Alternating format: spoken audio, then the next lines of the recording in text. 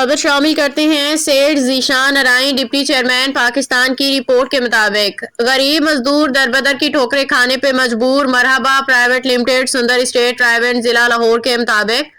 محمد اشفاق بطور ہیلپر تیل نکالنے والی مشین پہ کام کرتا تھا کہ اچانک مشین کی فنی خرابی کی وجہ سے اشفاق کا دایاں ہاتھ مشین کے اندر گیا اور ہاتھ کے انگوٹھے والی سائڈ 85% کٹ گئی۔ موقع پہ انچارج نے جس کا نام یوسف ہے فیکٹری کی طرف سے انڈس ہاسپٹل میں منتقل کروایا تو انڈس والے ڈاکٹروں نے سول اسپتال رائیونٹ بھیج دیا تو سول اسپتال کے ایم ایس نے لاہور جنرل اسپتال بھیج دیا۔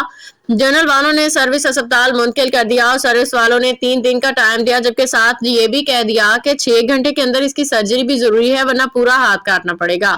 مزدور محمد اشفاق کے گھر والوں نے ایمرجنسی فیصلہ کیا کہ پرائیویٹ اسپتال مانگا منڈی ہلال سرجیکل اسپتال جا کے علاج کروانا شروع کر دیا۔ بھاری اخراجات لگانے کے بعد فیکٹری والوں سے رابطہ کیا تو فیکٹری کے مالکان نے امداد دینے کے بجائے اپنے ورکر ہی ماننے سے انکار کر دیا۔ اب یہ کیس عدالت میں چل رہا ہے، لہٰذا اعلیٰ حکام سے اپیل ہے کہ مزدور کی مدد کی جائے اور فیکٹری والوں سے بھی کروائی جائے۔ اس کے علاوہ فیکٹری مالکان دھمکیاں بھی دے رہے ہیں کہ اپنا کیس واپس لو ورنہ تمہیں نقصان پہنچائیں گے۔